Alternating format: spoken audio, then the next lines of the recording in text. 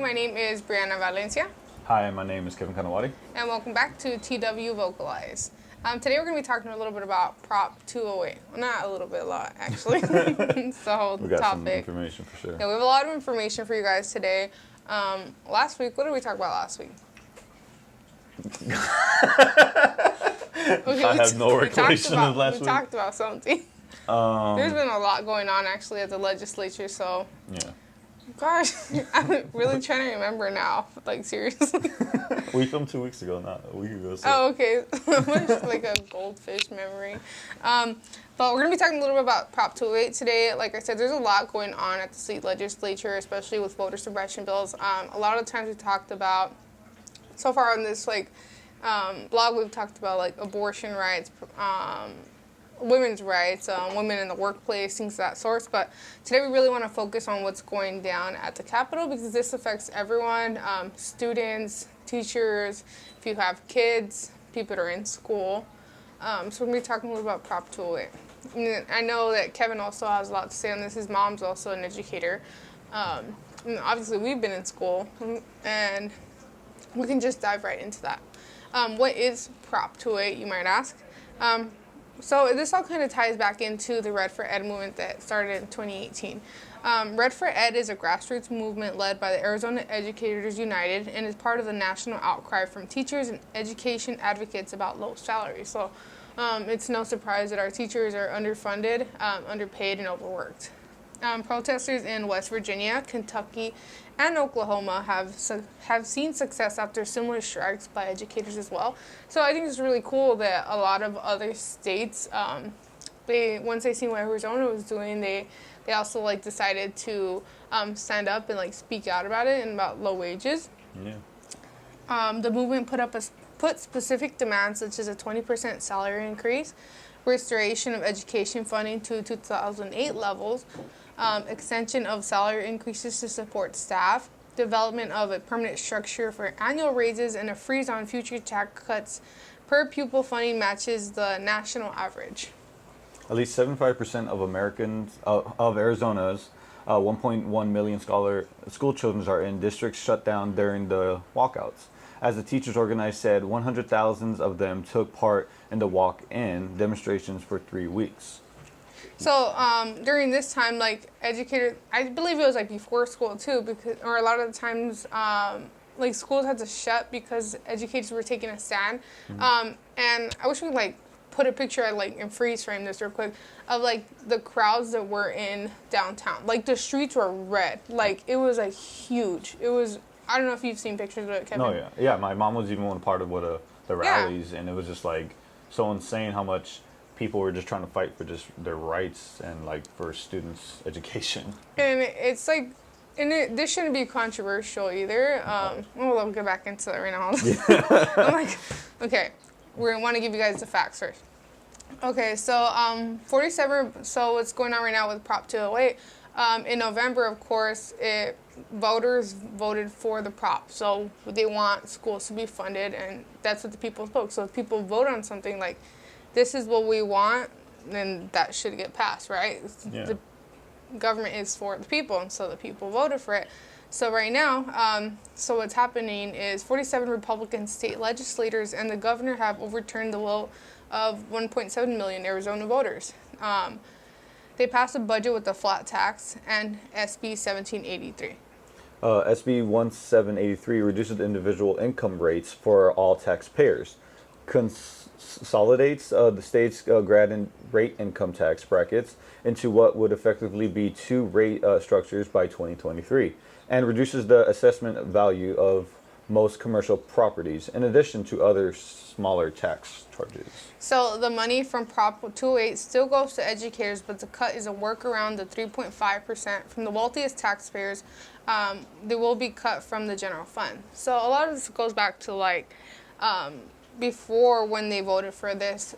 Originally they were going to get, I think it was $800 million for schools, and the legislators put in this new tax, not bracket per se, but this new implementation, basically, that a lot of these people, these wealthier Arizonans were going to pay these taxes. Now they're exempt. They don't have to pay that tax anymore. So now it went from 800 to 500 million, and that's like a big chunk of money that is getting taken away. And not only that, there's just a lot to be determined as well, because part of that was supposed to be cut, I guess, for small businesses. So now is it the 800 that some of that money's going to go to small businesses, or is it the 500? Because then that's another chunk of money taken away from educators. Yeah. And it's just like this goes towards like things for salaries, like more funding for like counselors, because Arizona has I think one of the worst student to counselor ratios in the country, if not the worst. And like that money makes like a huge difference. Oh, or no. Sorry, I was like so confused. I was like, we can dive into some notes we took, some research Kevin did as well. Over 75,000 teachers, with the support of the ESP's education support professionals, have done a walkout on Thursday, April 26, 2018. So like during the Red for Ed movement, 75,000 teachers walked out, which is a lot of people. That's a lot of teachers. That's incredibly a lot. Yeah. Large budget cuts in the country for schooling happens in Arizona, second being Florida. So we have the first largest budget cut in the country for education. So a lot of our like they don't deem education as something that should be a priority. They just deem it as something that could just be tossed away, which is insane for like our future generation, just being tossed aside like you don't really matter, basically. Yeah. So due to the lack of funding, some Arizona students have also been declined some having physical education, music, and art classes as well. So they're going to be, a lot of schools are being reduced to not having art classes to express like their creative sides, not having sports, which they need some physical education and that activities, especially at that young age, and just music, another part of their like creative side as well. Arizona is one of the 8 states that does not take into account of student poverty. So basically what that means, they don't really consider anyone for lending or funding schools. They don't really take account of people who are in poverty and people who really need and demand of that kind of support. They just kind of just ignore them in a sense. Supporting Arizona's Proposition 208 would increase the income tax to 3.50% on people with $250,000 to $500,000, whether it's a singular and joint filing, to help fund teachers, class support, staff salaries, teachers monitoring and retentions programs, career and technical education programs, and Arizona Teachers Academy. So what this act was supposed to do, that we were just talking about, Proposition 208, is just help just funding schools and help fund salaries and get that really support that schools really need to just help students get the proper educations, the proper equipment, instead of being like, because a lot of schools, and I'm pretty sure you could agree with me on this, when we're in high school, like we'll be given old laptops and old things that were just either outdated and not really functioning well, and we used to be up to date, and like some of them were just like attached to like they were like hanging on with like tape.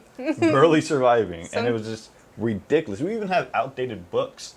Oh, our books, the teacher would have to would be reading like a chapter, and they're like, but that's not true anymore. And the teacher would like read a fax from like their computer. It was ridiculous. And I remember some of our teachers bought books. Yeah. Just so we could be updated and out of their own salary. Not the schools will help them fund them. Not that they were getting paid that much to begin with. Exactly. And like they were just showing how much they cared by taking out of their own financial interest, and that's just not fair to teachers, especially with that low salaries. I know. Insane. I know that like my teachers in middle school, like especially my reading teachers, because our libraries they had books, but we could only check out one at a time, because there wasn't enough for all the students to check out 2. And it was like, I think a week. You can only borrow it for a week. So my teacher went out of her way and she made her own little library of like all the like new books that were coming out. And I thought like that was like so cool, because I got introduced to like reading that way, because I got so into books because of her. But I don't think these like legislators realize that like if there was funding for schools for like things as simple as like books and laptops and music and stuff like that, how much it would spark interest in a child. Yeah. And how like that would be developing into like something great, because again it's like a known fact that once you invest money in education, like, and you're your population is like well educated, you do better economically. So why wouldn't they want better educated citizens like for the future? That just doesn't make any sense to me. And it's just like we're declining so bad in like our rank across the world, like math and science, and I'm pretty sure like a lot of people are like leaving to other countries for like education, and No, yeah, they are. and for higher education as well. Like that alone is like getting more expensive. But like right now we're talking about like K through like 12. But it starts from K through 12, so because it's like the secondary education as well. Yep. And it's just kind of like how I stated earlier, with Arizona not really accounting for students who are in poverty. Like, it just seems like to have an education is kind of a rich man's game. It's like you can't afford an education, you're not going to get one. And that just seems incredibly dumb. I don't think I can say that. Yeah. Like, it's just dumb. Like, it just doesn't make sense. Why should we limit students with financial issues to be destined of failure in the future, to not have their dreams possibly come true just because they can't afford it? It should be funded. We should support people, and we just kind of just take them out as like, oh, but you're a problem for us. We don't want to fund that, and it's just, I think that's they prioritize. Prioritize. Yeah, man, I can't talk today. Yeah, same. Yeah, prioritize. Yeah, got it. Like, I don't know. It's just like the rich over education, and it's always like about big money and about corporations and businesses, and that's great.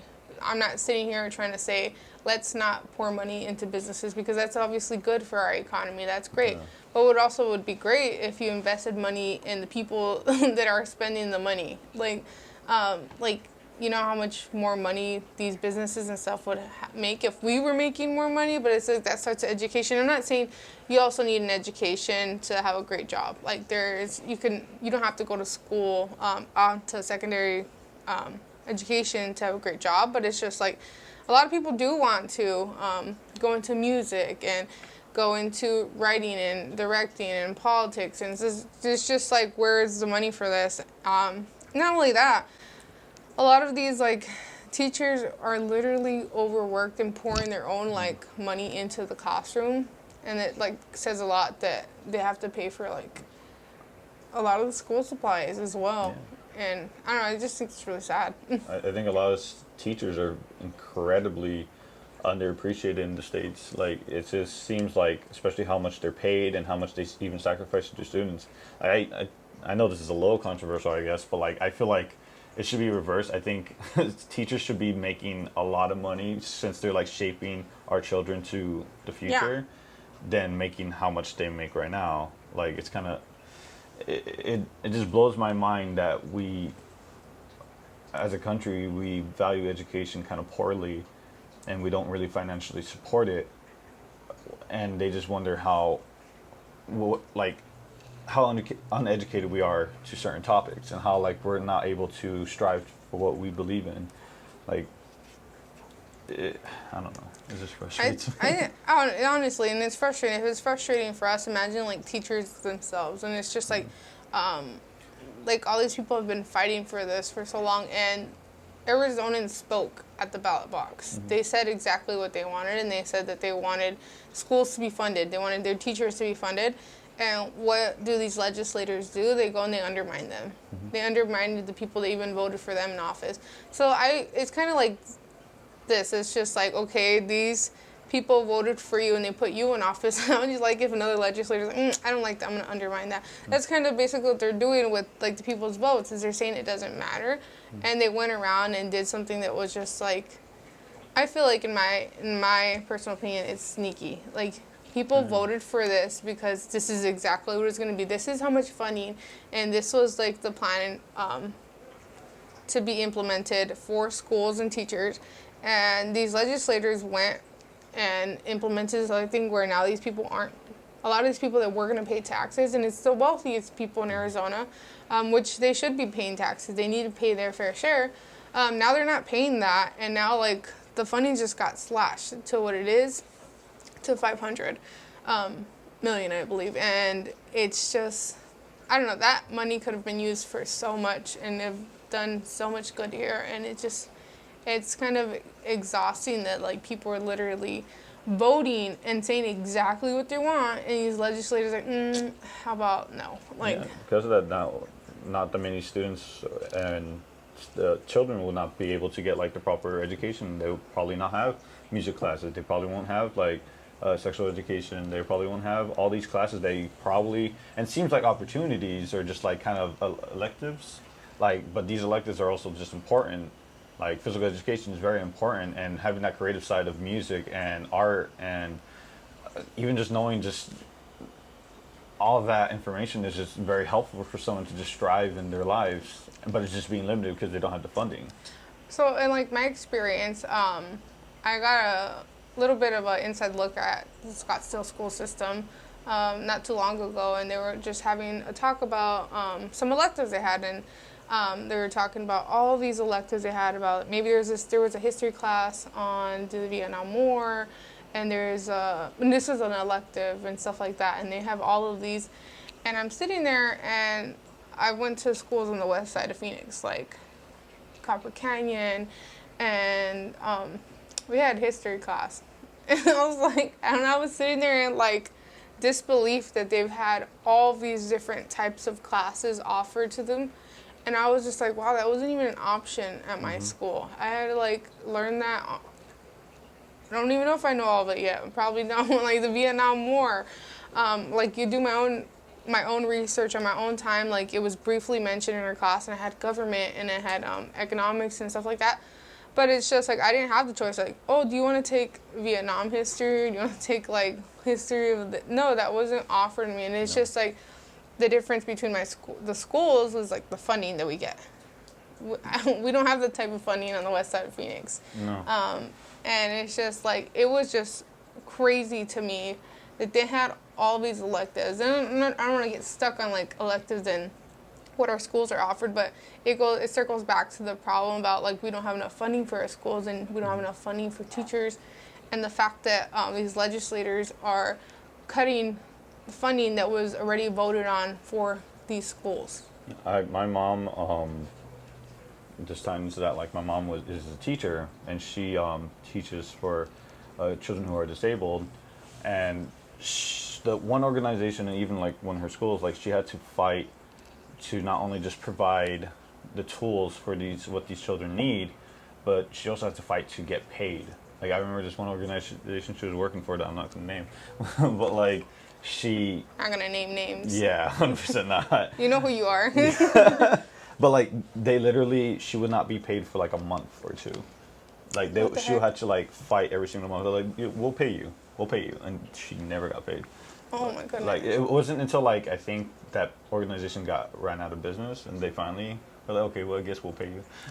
And it was ridiculous. And even my other my friend who's a teacher, like the amount of like contracts of how they could like screw you over basically because just how you're a teacher and how you have to be locked in, it just seems scummy, and just like they don't value, once again, the education of students, and they don't value the teachers as well, and how much they could educate and shape the minds of children, how much pressure they have to do.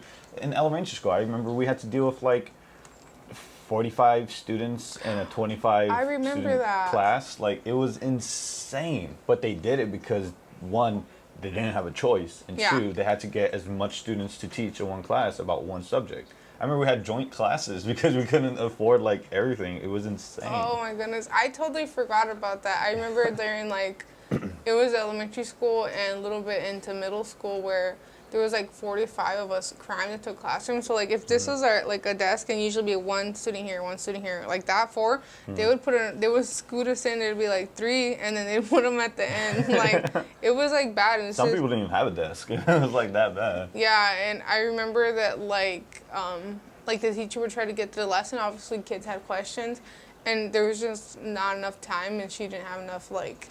She's like, I'm sorry, like, and then they would stay after school to help kids with that, and they weren't getting paid to stay after school. They would stay. I remember one teacher would stay till like 6, 7 at night, and then they would go in early if you couldn't stay after school. And I was one of those students. I think class would start at 7. I'll come at 6 in the morning, and then stay after school till 6 because I was also just a slow learner, and I'll stay over and over, and the teacher was there. Yeah, and like you can't for 45 students in one singular classroom about math or whatever, you can only teach so much in that single hour that it's just insane how it's just Yeah, overworked, yeah. underpaid. It's And it insane. goes back to like now they're slashing funding for something the voters voted for in November. And going back on the voters' word, that's just ridiculous to me that time and time again legislators have voted on party lines to go against voters' wishes. And it's just like this should not be controversial. This should not be having to be an issue is funding our schools, funding our education, funding students, funding our teachers. I don't see what's so like such a big and bad thing about that. Like why they keep fighting it. It just makes no sense to me. Like they're so mad that like we're taxing people that should be taxed in the first place, because that money could have went to something else, but because our schools are so underfunded, that's where the money should be going. It should be funneling into education, but I don't know if they're mad it's not getting funneled into businesses or in such, but I feel like a lot of attention should be on education, since we are like maybe one of the lowest states in the country. That's like, for me, that's embarrassing. Like, It is embarrassing. it is embarrassing. It's just like, oh, where is your state in education? Like, I don't want to talk about it. Like, don't ask me questions. I don't know. I'm from Arizona. I didn't teach me that. I'm just kidding. But it's really frustrating that time and time again, they're voting against what's good for the people. It seems like they're valuing the rich and valuing money right now than they are valuing Always. an investment of students. Like they don't understand. Like yeah, you can have, and this is like my opinion on this. Like you can have your money right now. Sure, that's great, but you don't understand if you have all this money right now, but you don't invest into students, into like Yeah. having the proper education and invest in them learning and having this. We could have a country that's just more intelligent and more not opinionated, but just like stronger in what their beliefs are and just understanding of what's going on in their lives. And they rather just be like, no, I rather have what I want right now, and I rather just screw over the generations ahead of me.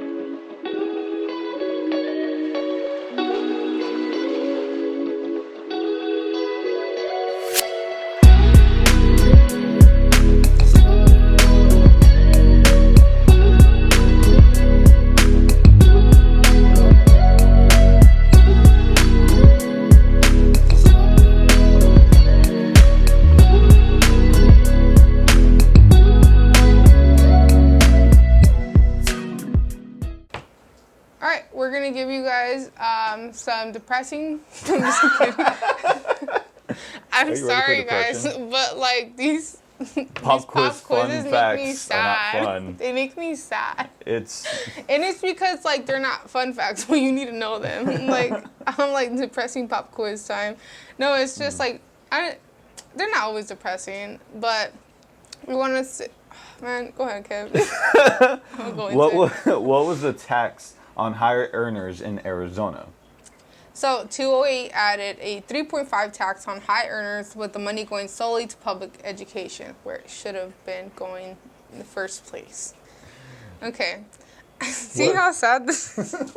This next one is sad. What is what is the teacher shortage in Arizona at any given time? 2,000. Like, That's so it's like, that's to me crazy. I think not only that, to speak on that, I know like when I was in school, and from what I know now, because I have people that are teachers, people I went to school with, a lot of people are leaving Arizona. Teachers, they're leaving to where they're getting paid better. And so it's just, that doesn't surprise me. But Arizona is like very populated, so I'm sure that number is to go up if like legislators keep voting on things like this. Just saying. it's insane, and people are leaving because yeah, it's right. Like the cost of living in Arizona is getting higher and higher. Yeah. And I had teachers who I knew in high school, they couldn't afford to live by themselves or have an Oh apartment. yeah, some They had teachers were so many roommates. Yep. Teachers were roommates, like because they couldn't afford to fund their classrooms, pay their bills, and pay their student loans. I don't know. That's sad. Yeah, it's This should not be an issue at all. Like our educators, like come on. They should be getting so much money for Oh, what look they how do. sad this next one is. Sad. Where's Arizona ranked in the education compared to the nation? And there's 50 states. Take a guess. Just Man. let them have a little small brief. Dramatic pause. Yeah, dramatic pause. You're going to tell them? I feel like they know. Yeah, I think they know too. We are ranked 49th out of the 50 states. That is so sad. I'm gonna cry tonight.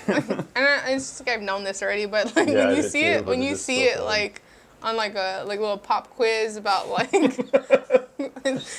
like pop quizzes are fun to me, but this isn't. I'm like, this is It's sad. like, hey, pop quiz, you're depressed. Like, there you go. Like these are some awful facts about your state that you should probably know. That if you didn't know, you need to look up stuff. It's just like these are like very important things.